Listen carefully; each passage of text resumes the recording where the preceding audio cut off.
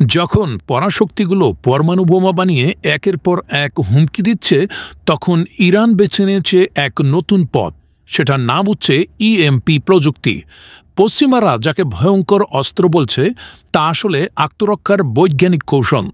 আজকে ভিডিওতে আমরা জানব ইএমপি কীভাবে কাজ করে, কেন ইরান এটিকে পারমাণবিক বোমার বিকল্প হিসেবে নিচ্ছে, আর কেন পশ্চিমারা এত আতঙ্ক ছড়াচ্ছে।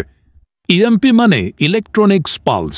এটি এমন এক ধরনের চম্বুক তরঙ্গ যা বিস্ফোরণের মাধ্যমে চারপাশে ছড়িয়ে পড়ে। এই তরঙ্গ মানবদেহে সরাসরি ক্ষতি না করলেও একটি দেশের বিদ্যুৎ, যোগাযোগ এবং রাডার ব্যবস্থা মুহূর্তেই বিকল করে দিতে পারে। ইএমপি সাধারণত 3 ধাপে কাজ করে। তাৎক্ষণিক ধাক্কা, মোবাইল, রাডার, কম্পিউটার মুহূর্তে পুড়ে যায়। মাঝারি ধাক্কা, বজ্রপাতের মতো ইলেকট্রনিক ঝাঁকুনি দেয়। দীর্ঘমেয়াদী তরঙ্গ, বিদ্যুৎ কেন্দ্র, ট্রান্সফরমিটার সম্পূর্ণ বিকল হয়ে পড়ে।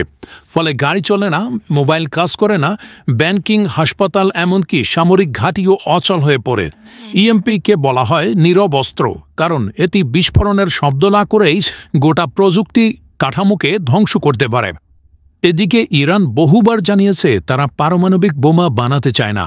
আয়াতুল্লাহ খামেনি স্পষ্ট বলেছেন, পারমাণবিক বোমা একটি হারাম অস্ত্র। কিন্তু চারদিকে তারও ঘোর বিপদ।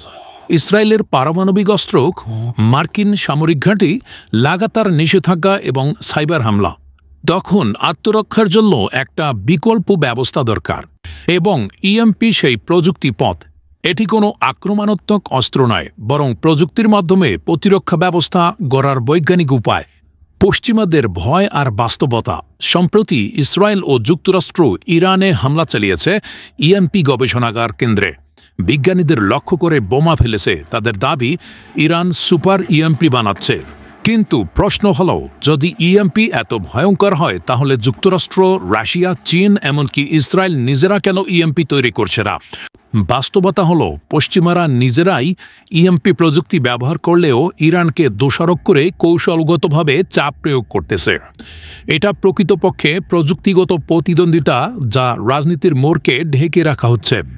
ইরানের ইএমপি প্রযুক্তি আসলে এক আত্মরক্ষার পদ্ধতি, পারমাণবিক ধ্বংস নয়, বরং প্রযুক্তি নির্ভর রক্ষা কবচ। পরিশেষে বলা যায়, প্রতিটি স্বাধীন রাষ্ট্রেই আত্মরক্ষার অধিকার রয়েছে, যেমন ইরানেরও তাদের আত্মরক্ষার অধিকার আছে। আপনার মতামত জানাতে ভুলবেন না। আপনার কি মনে হয়, প্রতিটি দেশের নিজস্ব প্রতিরক্ষা প্রযুক্তি থাকা উচিত? ভিডিওটি শেয়ার করুন আর সাবস্ক্রাইব করুন বাংলা লেন্স, যেখানে আমরা তুলে ধরি বিশ্বের আড়ালে থাকা সত্য। সবাইকে অসংখ্য ধন্যবাদ আমাদের পাশে থাকার জন্য। আপনারা যদি এরকম ভিডিও চান, তাহলে আমাদের চ্যানেলের পাশেই থাকুন। আমরা নিয়মিত এ ধরনের ভিডিও আপলোড করে থাকি। সবাইকে অসংখ্য ধন্যবাদ।